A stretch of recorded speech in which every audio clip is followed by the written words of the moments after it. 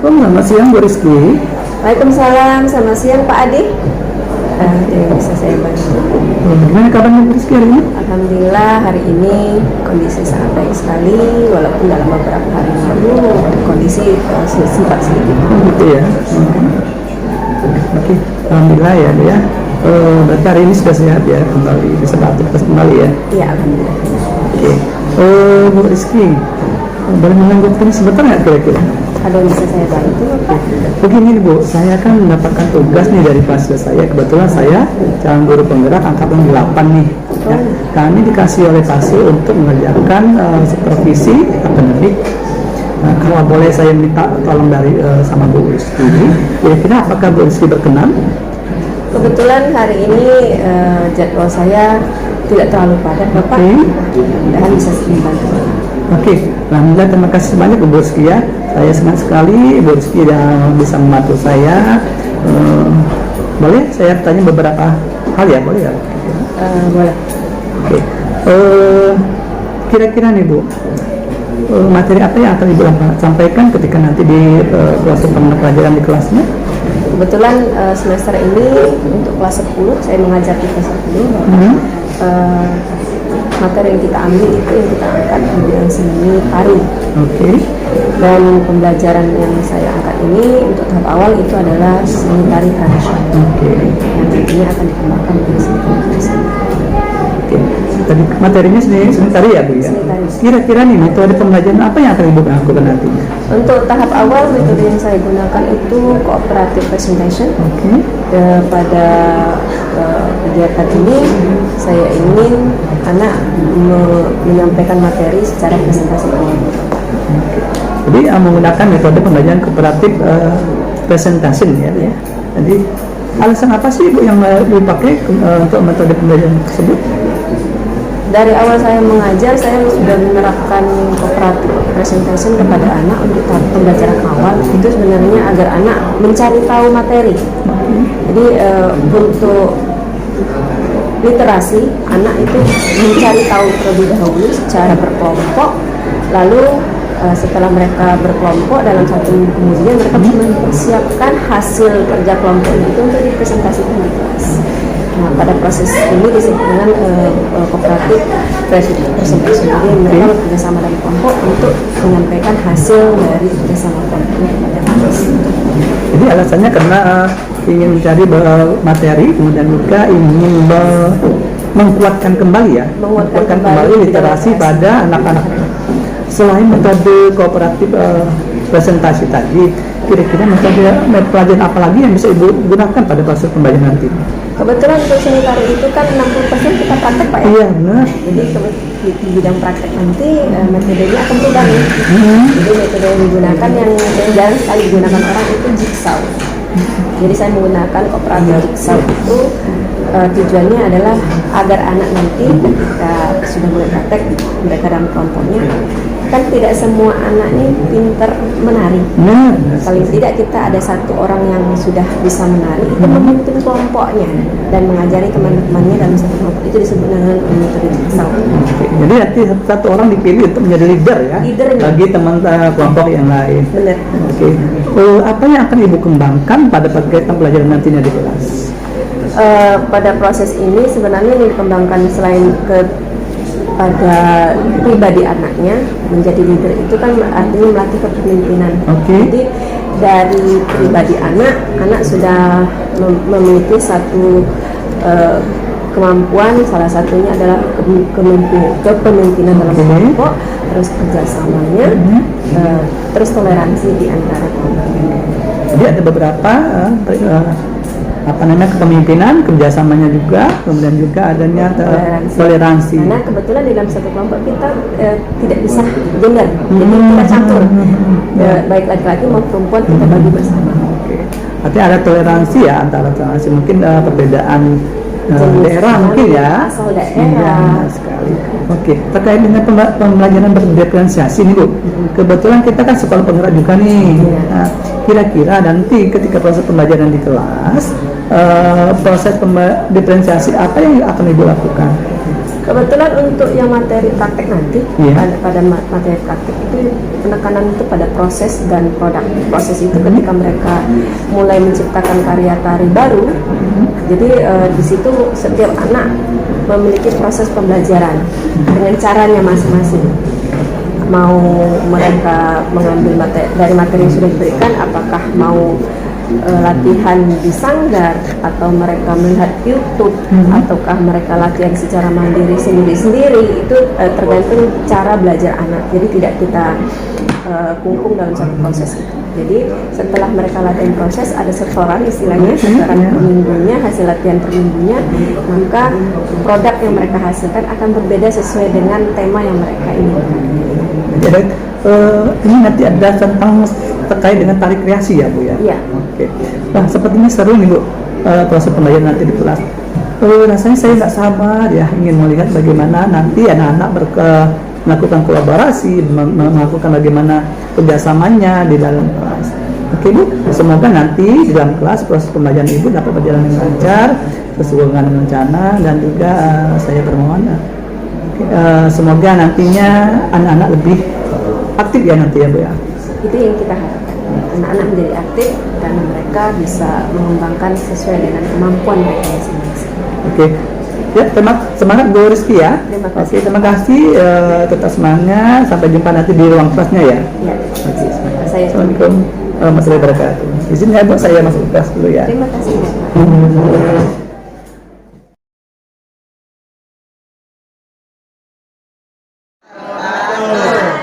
Sebelum kita mulai pembelajaran pada hari ini, saya mohon bantuan ketua kelas silakan membacakan doa terlebih dahulu. Memimpin doa teman-teman. Teman-teman kita membaca menurut Ramadan yang kita awal.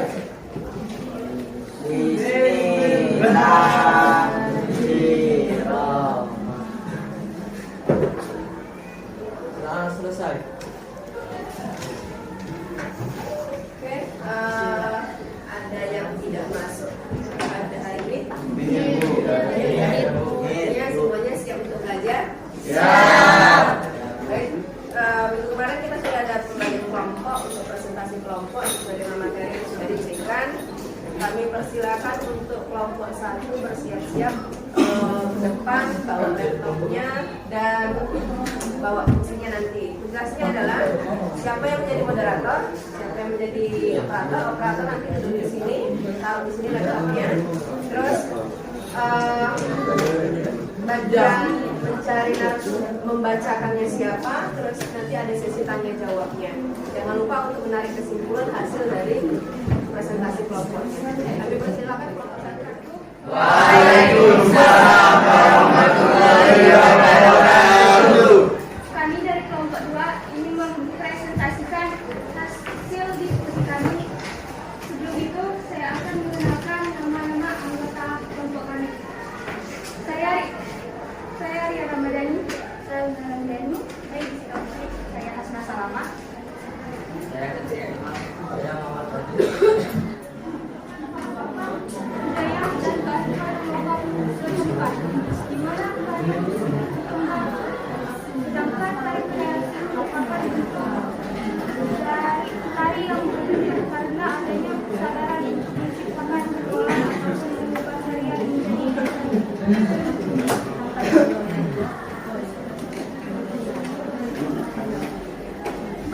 pembahasan. Pengertian pologarapan.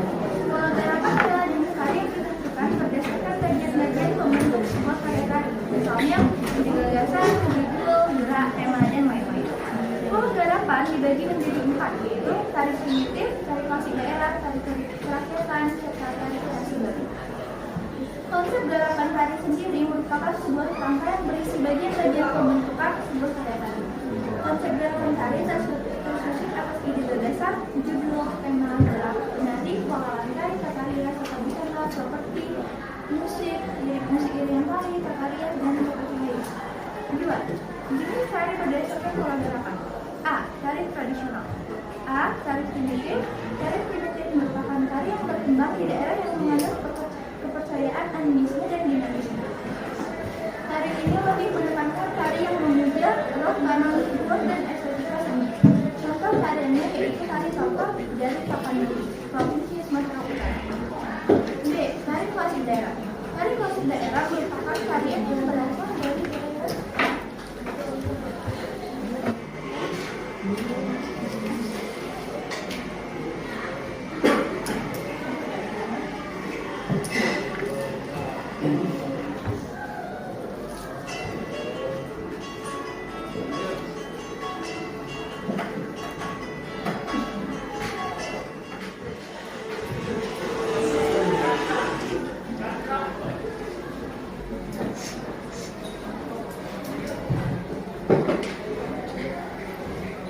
Dua, tari klasik daerah. Tari klasik daerah merupakan tarian yang berasal dari daerah dan gerakannya berubah seiring dengan perkembangan zaman. Contoh tariannya yaitu Banjar Kemuning dari Jawa Timur.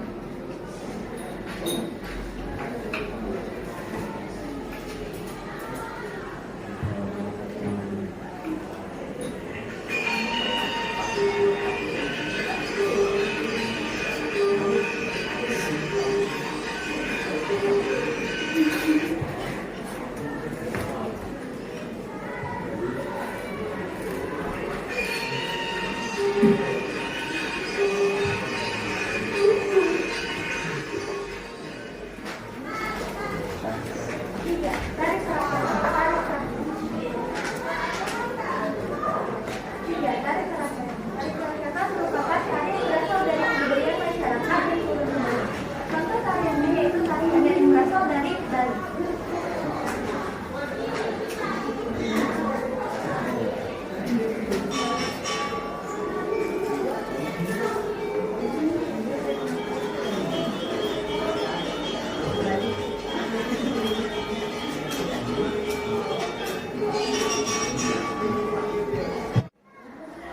Tiga, jumlah penari. Jenis tari yang ditentukan dari jumlah penari yang ada pada tarian. Berdasarkan jumlah penari, tarian dibagi menjadi 4, yaitu tari tunggal, tari berpasangan, tari kelompok kecil, dan tari kelompok besar. 1. Tari tunggal. Tari tunggal adalah tarian yang ditampilkan oleh seorang penari. Selain itu, tari tunggal juga bisa dibawakan oleh beberapa penari secara bergantian, hingga jumlah penari di atas panggung tetap satu orang saja. Contohnya tari pendek yang berasal dari Bali.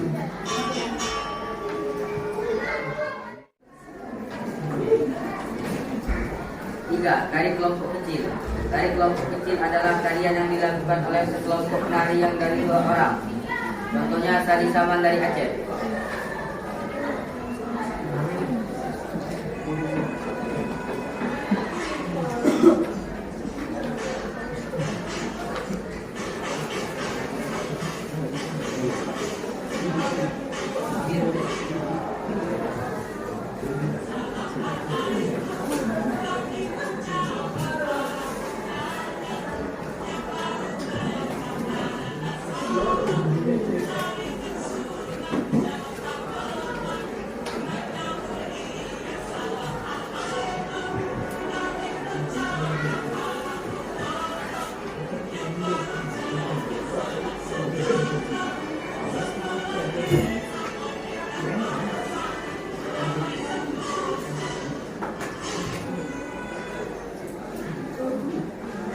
Buat dari kelompok besar atau masal.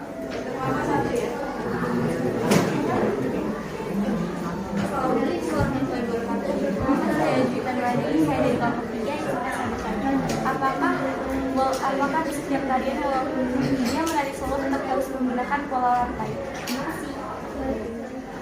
Saya akan menjawab pertanyaan dari Dava. Apa yang menyebabkan tari pendek tadi berbeda dari tarian lain? Karena yang membedakannya yaitu tari pendek berciri khas dari tatapannya atau lirikannya. Apakah sudah jelas? Terima kasih.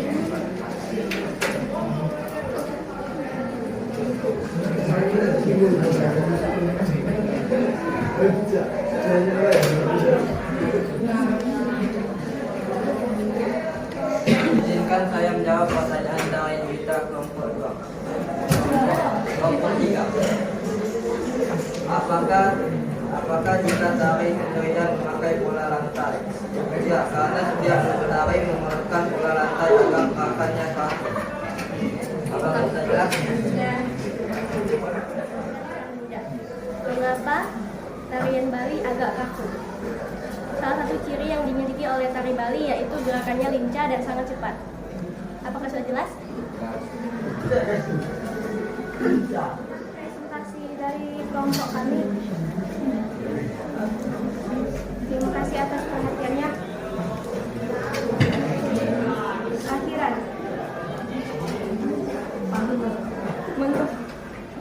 Menggoreng ikan dicampur bakmi.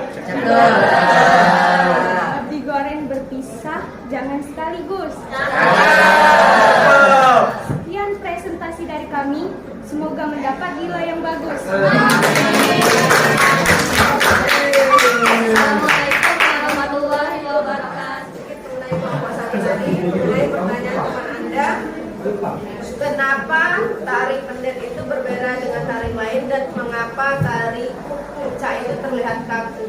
Ciri khas dari tari dari provinsi Bali adalah kaku. Karena setiap daerah dia punya ciri khas yang berbeda. Itu menunjukkan identitas bahwa sebuah tarian yang berasal dari daerah tertentu itu terlihat dulu dari jenisnya. Tadi kan kita sudah belajar ya, ada yang primitif. Terus apa lagi? Jenis tari apa lagi? Halo. Hai. Halo. Yang Anda lihat tadi apa? Apa yang sudah dipelajari tadi? Yang pertama, Tari dan cara tarinya. jenis tari primitif.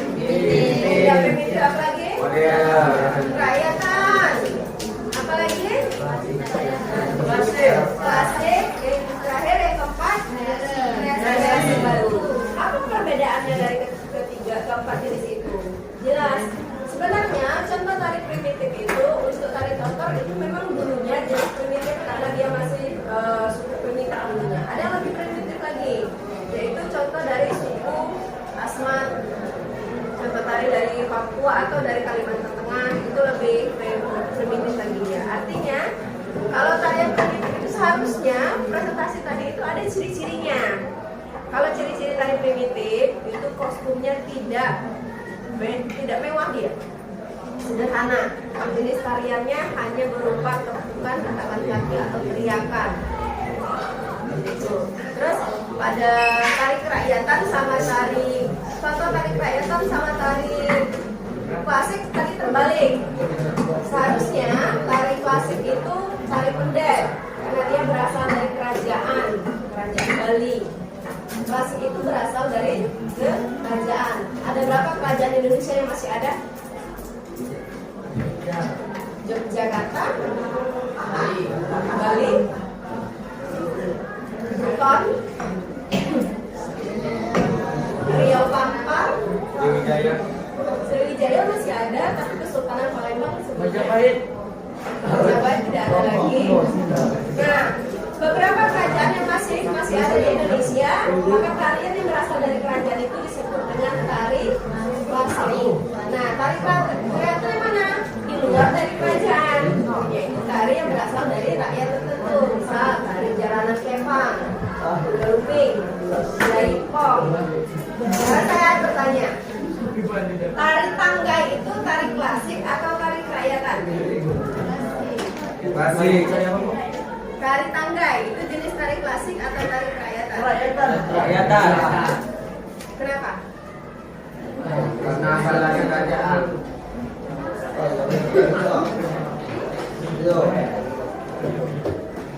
Tari tanggai itu diciptakan ketika masa penjajahan Jepang dan bukan dari Kesultanan Palembang.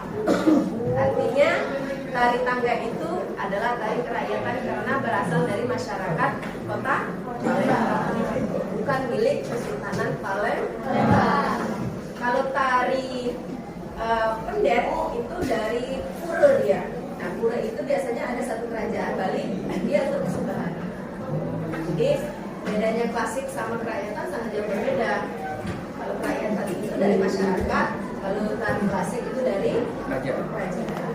Kalau primitif itu tarian dari suku-suku yang masih agak primitif. Bisa ya membedakannya ya? Nah, minggu depan nanti persiapkan lagi kelompok 3 dan 4. Kelompok 1 nanti mundur lagi karena jadwal Anda sudah bergulir perjanjian nanti ya. Oke, terima kasih atas presentasinya. Beri aplaus dulu. Kesepakatan kelas kita, Anda masih ada 15 menit. Silakan dipersilakan. Assalamualaikum warahmatullahi wabarakatuh.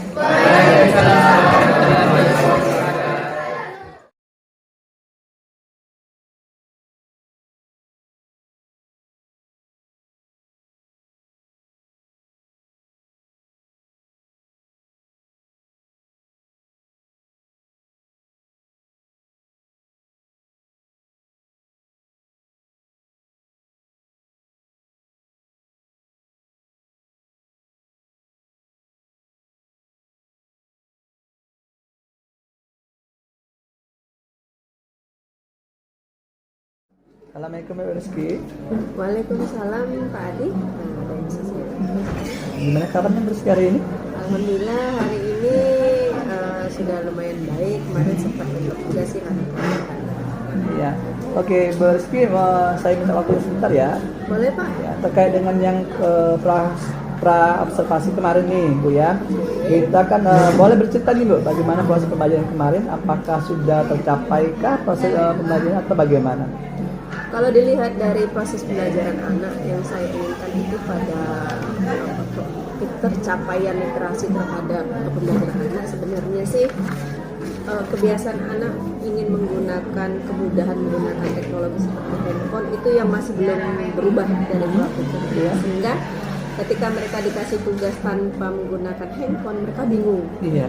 Sehingga akhirnya kebiasaan literasi itu akan berkurang karena fasilitas dari sekolah itu juga tidak ada berupa buku, panduan untuk pembelajaran sendiri, sehingga keinginan saya tercapaian literasinya dengan cara membagi mereka dalam kelompok, presentasi kelompok. Alhamdulillah paling tidak sudah mencapai sekitar 60-70% budaya literasi. Untuk segi materinya bagaimana Mbak? Sama kemudian dengan tujuan yang ingin dicapai tadi?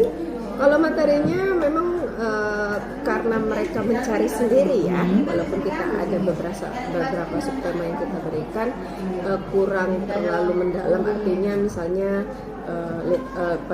pada pustakanya tidak ada informasi dari jurnal mana mereka ambil, terus dari mana buku apa mereka ambil, tidak ada. Tetapi paling tidak beberapa materi itu sudah memenuhi syarat yang diminta dari pembaca. Artinya sudah memenuhi syarat ya, materi yang sudah diberikan oleh Ibu sudah tersampaikan oleh peserta didik kemarin ya? Iya. Oke. Adakah kekurangan Bu kira-kira pada saat proses pembelajaran kemarin? Banyak sebenarnya, terutama pada sesi tanya jawab.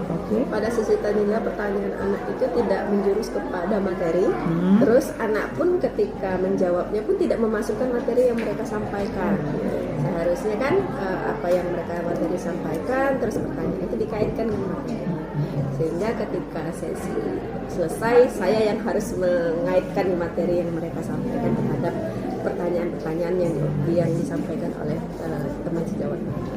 Jadi pada saat tanya jawab itu pertanyaan dari anggota atau kelompok lain itu tidak terjawabkan dengan baik ya, betul Ibu ya? Iya, kurang mengaitkan dengan materi yang mereka sampaikan. Biar kekurang ini menjadi sebuah kekuatan Ibu, rencana apa yang akan Ibu lakukan kira-kira? Rencananya begini, ketika mereka akan presentasi, karena minggu depan itu kelompok yang berbeda akan tampil, saya memberikan penguatan kepada mereka bahwa pertanyaan yang disiapkan oleh kelompok lain itu akan menjadi bahan untuk mereka bagaimana caranya materi itu disampaikan, jawabannya dikaitkan langsung dengan materi, sehingga pemahaman terhadap materi lebih mendalam. Walaupun mereka nanti terdesak tidak bisa menjawab, kan saya bantu untuk mengaitkan materi. Ini nanti ada pengaitan materi yang akan mungkin difasilitasi oleh Ibu sendiri ya terkaitnya. Selain itu sih Ibu, rencana lain, alternatif lain apa yang akan Ibu lakukan? Alternatif lain itu sebenarnya karena kita keterbatasan ini ya informasi ya, terutama buku cetak atau buku penunjang dan juga handphone sebagai media elektronik untuk mencari data kurang. Paling tidak tugas yang saya berikan mereka itu akan menambah budaya literasi terlebih dahulu, karena kekurangan kita sekarang adalah budaya literasi yang sifatnya sesuai dengan materi yang mereka harus dapatkan. Ini nanti Ibu akan melakukan penguatan ya, Ya, penguatan penguatan. budaya literasi kepada anak didiknya. Ya. Ya, artinya Bu ya, artinya ini komunikasi dalam sebuah pelajaran itu sangat diperlukan ya. Sangat. Ya, karena agar kita dan anak murid kita nantinya bisa mengetahui tindak lanjut dari proses pembelajaran yang sudah dilakukan ya. Iya. Dan juga hasil refleksi kemarin setelah saya beberapa kali dengan kelas yang berbeda, ternyata masih ada anak yang bukan hanya literasi tetapi keberanian mereka dalam mengungkapkan kata-kata. Jadi menyusun kata-kata ketika mereka akan menyampaikan materi, terus keberanian mereka untuk mampu tenang menghadapi pertanyaan teman-temannya itu yang masih kurang. Jadi nanti untuk tahap berikutnya mereka akan menjadi terbiasa menjadi orang yang mampu berbicara di depan. Terima kasih Bu Rizky sudah berbincang-bincang dengan saya terkait dengan supervisi pembelajaran. Mudah-mudahan dengan adanya pasca supervisi ini akan membawa kita menjadi personil yang lebih baik lagi ke depannya. Tetap semangat ya Bu Rizky ya. Terima kasih sudah meluangkan waktunya bersama saya beberapa hari ini. Nanti kita bincang lagi ya Bu Rizky ya. Oke, makasih Bu Rizky. Kebetulan saya ada jam, saya permisi ya. Baik, terima kasih Pak Adi. Assalamualaikum Bu Rizky. Waalaikumsalam.